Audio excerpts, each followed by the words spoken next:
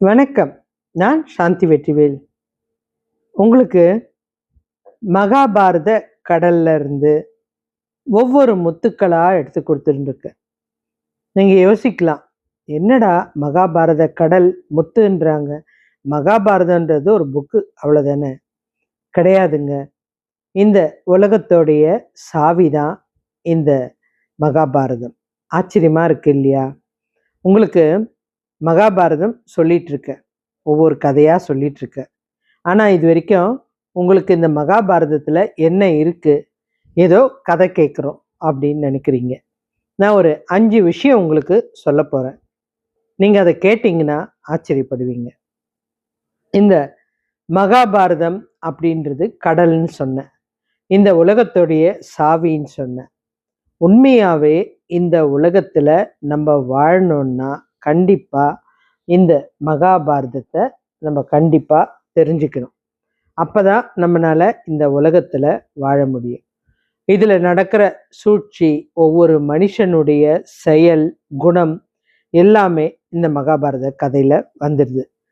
இது ஒரு பக்கம் இருந்தாலும் இந்த மகாபாரதத்தால தான் இன்னைக்கு உலகம் மிக பிரம்மாண்டமான விஞ்ஞான வளர்ச்சியோட இருக்கு.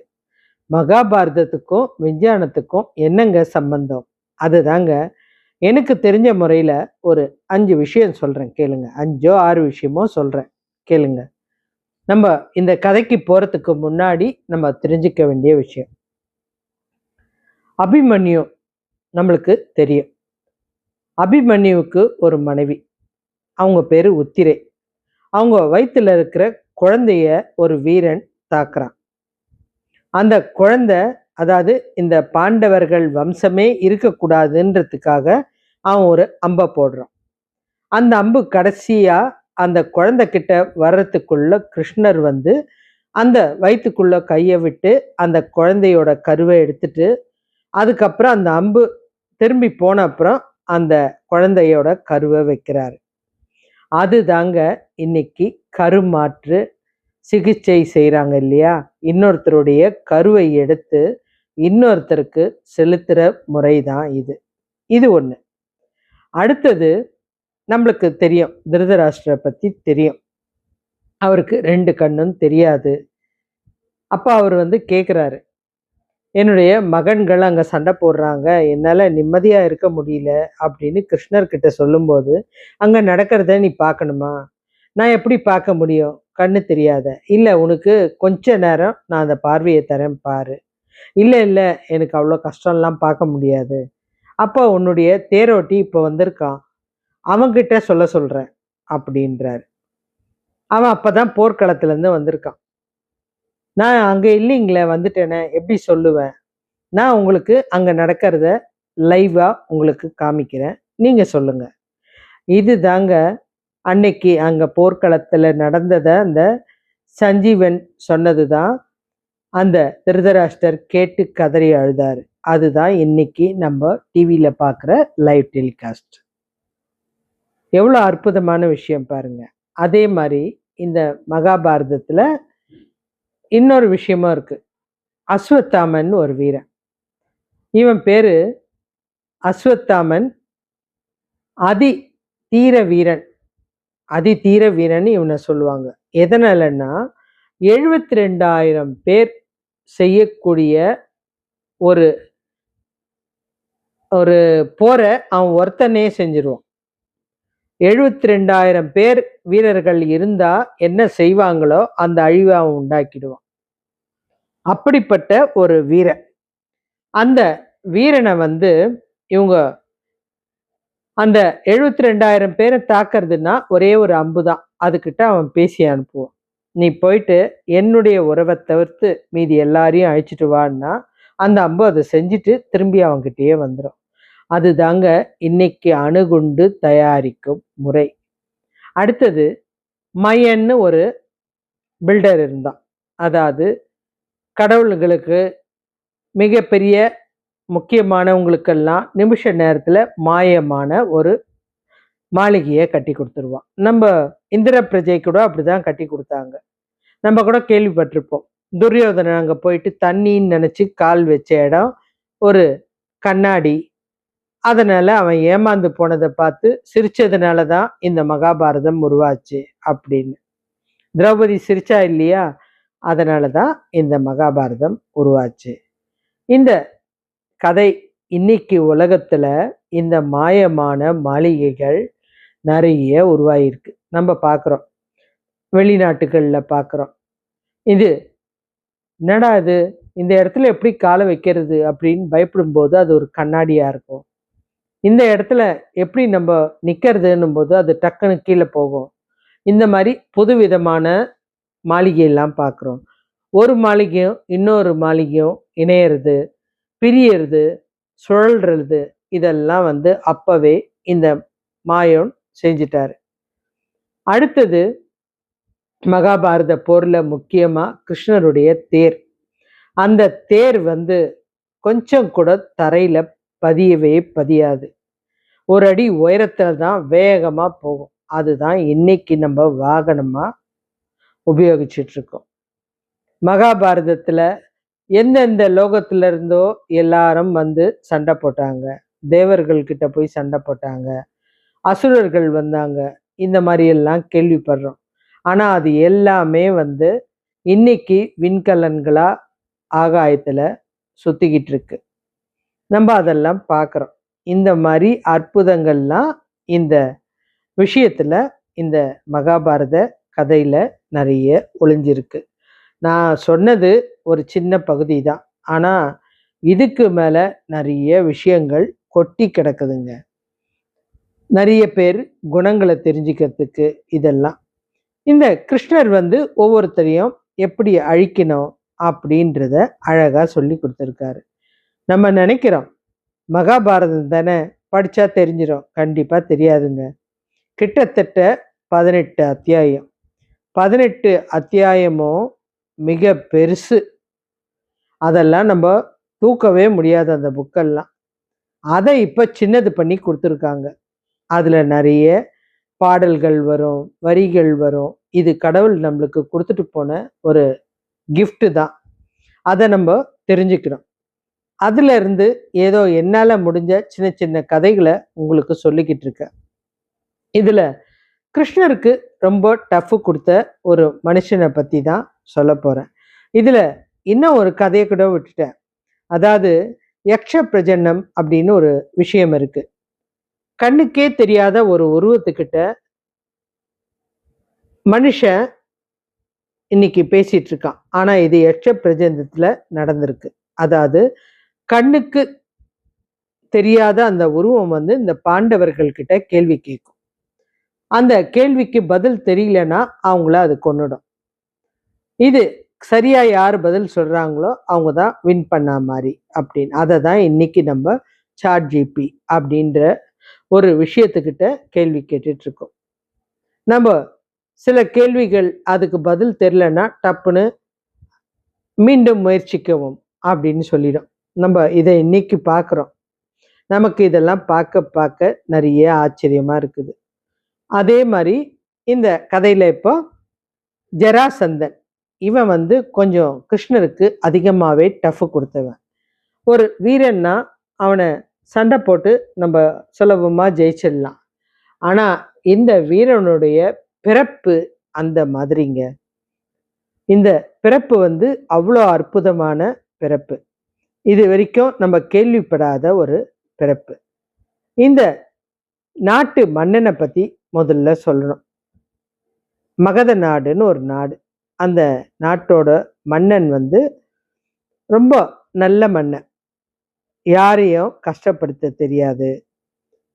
முனிவர்களுக்கு நல்ல உதவிகளை செய்வான்.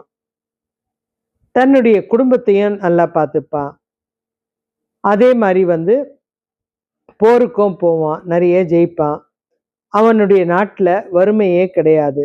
அவ்வளோ பக்தி இருக்கிற பிருகதத்தன் அப்படின்னு ஒரு மன்னன். இவனுக்கு பக்கத்து நாட்டு அரசன் ஒருத்தன் இருக்கான். அவன் வந்து இவனை கூப்பிட்டு, நீ போர்லெல்லாம் நல்லா ஜெயிக்கிறப்பா, எனக்கு சந்தோஷமா இருக்கு. எனக்கு 2 மகள்கள் இருக்காங்க, அவங்கள நீ தான் திருமணம் செஞ்சுக்கணும் அப்படின்றாரு. தாராளமா கல்யாணம் பண்ணிக்கிறேன். ஆனா எனக்கு ஒரு வாக்கு மாத்திரம் குடுக்கணும். ஏன்னா நீ குடுத்த வாக்க மீற மாட்டேன்னு சொல்றாங்க. கண்டிப்பா செய்றேன். 2 பேரையும் ஒரே மாதிரி தான் நீ பார்த்துக்கணும். இவ நல்லா இருக்கா, அவ இப்படி இருக்கா அப்படின்னு ஏற்றத்தாழ்வு பார்க்கக்கூடாது. சத்தியமா பண்ண மாட்டேன் அப்படின்னு இந்த 2 மனைவியும் ஒரே மாரி பார்த்துக்கிட்டாரு. ஆனா என்ன, எவ்வளோ நாடுகளை ஜெயிச்சாலும், எல்லா வசதிகளும் அவருக்கு இருந்தாலும், குழந்தைங்க மாத்திரம் இல்ல. அந்த வருத்தம் நெறைய முனிவர்கள் கிட்ட கேட்கிறாரு. அப்ப அந்த நாட்டுக்கு ஒரு கௌசிக முனிவர்ன்னு ஒரு முனிவர் வராரு. இந்த அரசருடைய வருத்தத்த கேள்விப்பட்டு அவரே வந்து சொல்றாரு. உங்களுக்கு குழந்தை இல்லன்னு கேள்விப்பட்டேன். உங்களுக்கு கூடிய சீக்கிரம் குழந்தை பிறக்க போது. அதுவும் பயங்கர ஆற்றலோட அந்த குழந்தை பிறக்க போது. அதனால இந்த மாம்பழத்த உங்க மனைவிக்கு குடுங்க அப்படின்னு சொல்லிட்டு போயிட்டாரு. உண்மையான விஷயம் என்னான்னா, இவருக்கு 2 மனைவி இருக்கிறது அவருக்கு தெரியாது. இவரும் நேரா வந்துட்டு அந்த மாம்பழத்த சரிசமமா அரிஞ்சு 2 பேருக்கும் குடுத்து சாப்பிடுங்க. நம்மளுடைய பிரச்சனை தீரப்போகுது அப்படின்ட்டாரு. இவங்க 2 பேரும் நிறை மாத கர்ப்பிணியா இருந்தாங்க. குழந்தை பிறக்கும்போது அரண்மனையே அலறுதுங்க. ஏன்னு கேட்டா, 2 பேருக்கும் பாதி பாதியா குழந்தை பிறந்திருக்கு. இது ஒரு ஆச்சரியமான விஷயம். அந்த ரத்தம் கூட அந்த உடல்ல காயல. அப்பதான் யாரோ 2 பகுதியா வெட்டினா மாரி அந்த குழந்தைகளுடைய உருவம் இருக்கு. இத பார்த்ததுமே ஏன் அரண்மனை அலறாது? இந்த அரசருக்கும் மயக்கமே வந்துருச்சு. பயப்படாதீங்க, நமக்கு இந்த குழந்தை வேண்டாம் அப்படின்னு அந்த 2 துண்டையும் எடுத்துட்டு போய் காட்டுல வீசி எறிஞ்சிட்டு வந்துட்டாரு. மனசுக்குள்ள ஒரு வருத்தம் இருக்கு. நம்ம இவ்வளோ நாள் எதிர்பார்த்த விஷயம் நடக்கலையே அப்படின்னு. இருந்தாலும் அந்த எரிஞ்சிட்டு வந்துட்டாரு. அந்த பக்கம் ரத்த வாடை வருதுன்னு ஒரு அரக்கி, ஜாரா அப்படின்னு. இந்த அரக்கி வந்து அந்த ரத்த வாடையை பார்த்து அந்த 2 பிண்டங்களையும் உயிரற்ற ஒரு சதைய வந்து பிண்டம்னு சொல்லுவாங்க. அத எடுத்துக்கிட்டு இவன் நடந்து வரா. இவன் நடந்து வர அசைவுல அந்த 2 உடலும் ஒன்னோட ஒண்ணு இணைஞ்சு டக்குன்னு ஒட்டிக்கிச்சு. ஒரு அழகான குழந்தை உருவாயிடுச்சு. இந்த ஜரா அரக்கிக்கு வந்து அந்த குழந்தைய பார்த்ததுமே ஆசை வந்துருச்சு. அத ரசிச்சு பார்க்குறா. அந்த குழந்தை சிரிக்குது, அவ கன்னத்த தொடுது. இதுவரைக்கும் அரக்கையா இருந்தவ மனசு அப்படியே உருகி போயிடுச்சு. யாரோட குழந்தை? பாவம் இந்த குழந்தை இல்லாம எப்படி தவிப்பாங்க? அப்படின்னு அந்த நாட்டு அரசரை வந்து பார்த்து, நீங்க காட்டுல வேண்டான்னு வீசி எறிஞ்சிட்டு வந்த இந்த குழந்தை உங்களோடதா? அப்படின்னு குடுக்குறா. நடந்த விஷயத்த சொல்றா. இந்த உடல் வந்து தனித்தனியா இருந்துச்சு. நான் கொண்டு போகும்போது இணைஞ்சிருச்சு. அப்படின்னு உடனே அந்த அரசர் சொல்லிட்டாரு. நீ என்னுடைய குல தெய்வத்துக்கு சமமானவ. உன்னுடைய பேரை தான் என் குழந்தைக்கு வைக்க போறேன். ஜராசந்தன். 2ம் சந்திச்சதுனால 2 உடலும் இணைஞ்சு சந்திச்சு ஒட்டிக்கிட்டதுனால இந்த அரக்கியோட பேரு ஜரா சந்தன் அப்படின்னு பேர் வச்சுட்டாரு. குழந்தையும் நல்லா வளர்ந்தது. 2 தாயையும் அன்பா பார்த்துக்குச்சு. நல்லா வளர்ந்த உடனே அரசர் சொல்லிட்டாரு, எனக்கும் வயசாயிடுச்சுப்பா, இனிமேட்டு நாட்டை நீ பார்த்துக்கோ. நான் தேசாந்திரம் போறேன். தேசாந்திரன்றது காட்டுக்கு போய் தவம் இருந்து என் உயிரை விட போறேன். இதுக்கப்புறம் போதும், எனக்கு ஆட்சி பொறுப்பெல்லாம் வேண்டாம் அப்படின்னு பையன்கிட்ட நாட்டை ஒப்படைச்சிட்டு போயிட்டார். இந்த பையனுடைய திறமையை கேள்விப்பட்டு இந்த பையனுக்கு இன்னொரு மன்னர் பெண் கொடுக்குறாரு. இந்த பையனுக்கு கல்யாணமாயி அழகா 2 பெண் குழந்தைங்க பிறக்கிறாங்க. மிக ஆற்றல் வாய்ந்த ஒரு மன்னருக்கு தான் தன்னுடைய பெண்களை கொடுக்கணும் அப்படின்னு நினைச்சு தன்னுடைய 2 பெண்களையும் கம்ச மகாராஜாவுக்கு கல்யாணம் பண்ணி வைக்கிறார். எவ்வளோ ஒரு தெரியாத விஷயம் பாருங்க. கிருஷ்ணருடைய மாமாவான கம்சனுக்கு கல்யாணம் பண்ணி கொடுக்குறாரு. இந்த நேரத்துல தான் கிருஷ்ணர் என்ன பண்ணிட்டாரு? கம்சனை வதம் பண்ணிட்டாரு. இதனால இந்த ஜராசந்தனுக்கு கிருஷ்ணர் மேல பகை, கோபம். கிருஷ்ணரை சும்மா விடமாட்டேன், என்னுடைய மாமனாரை கொன்னுட்டாரு, நான் அவரை அழிக்காம விடமாட்டேன் அப்படின்னு கிட்டத்தட்ட 17 முறை அந்த மதுராவை தாக்கிறதுக்காக சண்டைக்கு போவான். அதுக்கப்புறம் அங்கிருந்து தோல்வி அடைஞ்சு நாட்டுக்கு திரும்பி வருவான். திருப்பியும் தன்னுடைய படைகளை தயார் செஞ்சுக்கிட்டு திருப்பவும் சண்டைக்கு போவான்.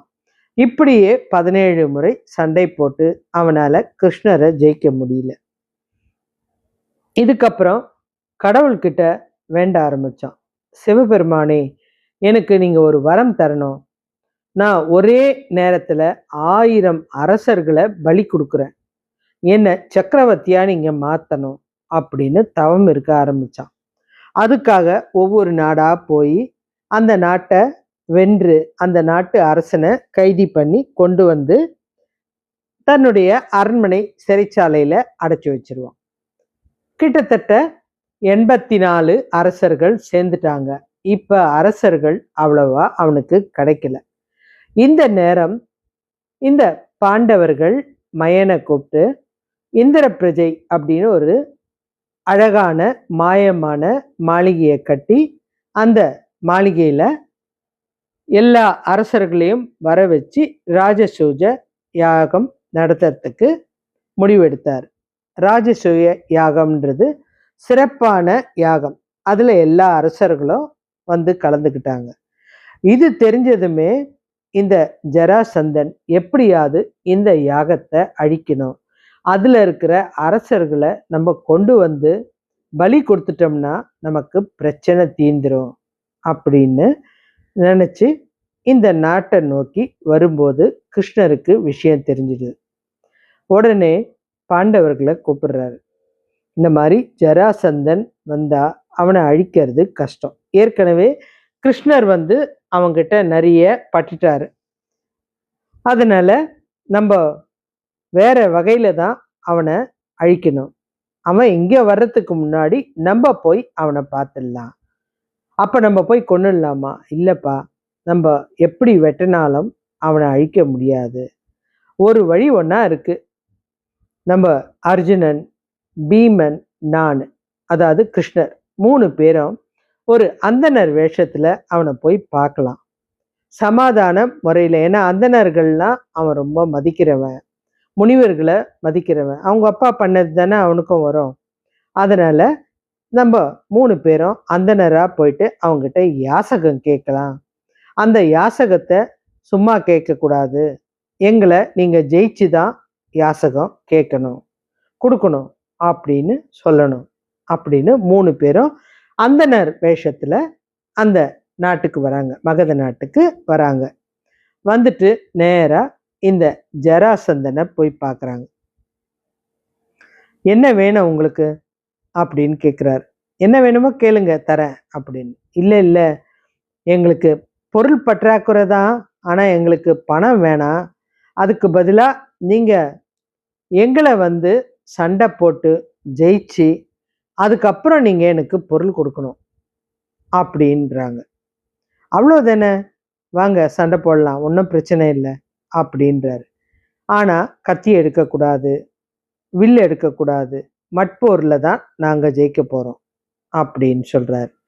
மட்போர் அப்படின்னா உடல் உடல் சம்பந்தப்பட்ட போர். அழகாக சொல்லணும்னா மல்யுத்தம். இதை தான் நம்ம பீஷ்மரோ, அதாவது பீமனோ, அர்ஜுனனோ, கிருஷ்ணரோ சொல்கிறாங்க. உடலும் உடலும், அதாவது கை கால் வச்சு தான் அடிக்கணும், எந்த ஆயுதமும் எடுக்கக்கூடாது, உடலால் தாக்கலாம். இதுதான் அந்த சண்டை. இந்த சண்டையை நம்ம எப்படி பண்ணுறது? ஆயுதம் இருந்தால் கூட நிமிஷ நேரத்தில் அழிச்சிடலாம். இதில் வந்து திறமையானவன் ஜராசந்தன், நம்ம எப்படி அழிக்கிறது? நிச்சயமா பீமன் நினைச்சா முடிஞ்சிடும் அப்படின்னு கிருஷ்ணர் இவங்களுக்கு அறிவுரை சொல்றாரு. இந்த மட்போர் அப்படின்றது வந்து நீங்க முதல்ல தெரிஞ்சுக்கணும். இது வந்து ஆயுதம் இல்லாம 2 பேர் உடலால, வலிமையால, தந்திரத்தால தாக்குற ஒரு பண்டைக்கால ஒரு போர் தான். இந்த போர்ல வந்து ஒருத்தரை தூக்கி வீசி எறியலாம், முட்டலாம், பிடிச்சு திருகலாம், எது வேணாலும் பண்ணலாம். இதுதான் இந்த போர். இந்த போர் தெரிஞ்சவங்க நிறைய பேர். புராணத்துலன்னா பீமனுக்கு தெரியும், துரியோதனுக்கு தெரியும், ஜராசந்தனுக்கு தெரியும். நம்ம அரசர்கள்னா நரசிம்மவர்மர், மாமல்லர். இந்த மல் போர்ன்றது தான் இந்த மாமல்லருக்கு ரொம்ப சிறந்த கல்ல. மல்லன் அப்படின்றதுனால தான் இவர் பேரு மாமல்லன் பேரு. இந்த போரை தான் இவங்க பயன்படுத்துறாங்க. 2 பேரும் பயங்கரமா தாக்குறாங்க. இதுல அவன் கொஞ்சம் கூட அவனை ஒண்ணுமே பண்ண முடியல. ஒரு கைய வந்து பலமா பீம பிச்சு போட்டாலும் வந்து ஒட்டிக்குது. கடைசியில கிருஷ்ணரை பார்க்கறான் பீமன். கிருஷ்ணர் அப்போ ஒரு வித்தைய யாருக்கும் தெரியாம சொல்லி கொடுக்கிறார். ஒரு குச்சை எடுத்து 2ஆ உடைச்சி அதை வந்து தனித்தனி இடத்துல வீசி எறிகிறாரு. அந்த விஷயத்தை அழகா புரிஞ்சுக்கிட்ட இவன் பலம் கொண்ட மட்டும் இந்த பீமன் வந்து அவனை 2ஆ பிரிச்சு இந்த பக்கம் ஒரு பாகத்தையும் அந்த பக்கம் ஒரு பாகத்தையும் தூர வீசி எறிஞ்சிட்டான். இது இணையவே முடியாது. அந்த பாகத்தை நேருக்கு நேர் இல்லாம திருப்பி போட்டா மாதிரி தூக்கி போட்டுட்டான். இப்படிதான் இந்த ஜராசந்தனை இவங்க மிக கஷ்டப்பட்டு சூழ்ச்சியால அழிச்சாங்க. இது எவ்வளவு ஒரு அருமையான விஷயம் பாருங்க. அதுக்கப்புறம் அந்த சிறையில இருந்த 84 அரசர்களையும் வெளியில காப்பாத்தி விட்டுட்டு, அதுக்கப்புறம் இந்த ஜராசந்தனுக்கு ஒரு மகன் இருக்கான். அந்த மகனுக்கு அழகா முடிசூட்டி அவன் பேரு சகாதேவன். அவனுக்கு அந்த நாட்டை ஒப்படைச்சிட்டு அவனை நல்லபடி ஆட்சி செய்ய சொல்லிட்டு கிருஷ்ணர் வந்துட்டாரு. இதுதாங்க ஜராசந்தன் அழிவுக்கு காரணம். ஜராசந்தன் மிக சிறந்த வீரன். அவனை அழிக்கிறது கஷ்டம். இதுக்கு கிருஷ்ணருடைய உதவி இருந்ததுனால தான் இந்த பாண்டவர்களால அழிக்க முடிஞ்சது. ஆனா மட்போர் அப்படின்ற விஷயம் இந்த ஜராசந்தனால தான் உலகுக்கு தெரிஞ்சது. எவ்வளோ ஒரு தந்திரமும் வீரமும் எவ்வளோ அழகா இந்த ஜராசந்தன் விஷயத்துல இருக்குது.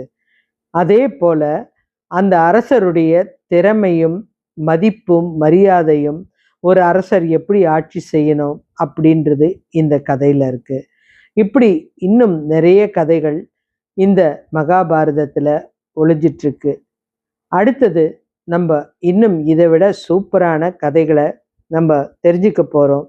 நீங்க நிறைய பேர் என்னுடைய கதைக்கு கமெண்ட் சொல்ல மாட்டேன்றீங்க. கண்டிப்பா கமெண்ட் சொல்லுங்க, லைக் பண்ணுங்க, மற்றவங்களுக்கு ஷேர் பண்ணுங்க. முக்கியமா என்னுடைய சேனலை சப்ஸ்கிரைப் பண்ணுங்க. இன்னும் நிறைய தகவலோட உங்களை சந்திக்க நான் காத்துக்கிட்டு இருக்கேன்.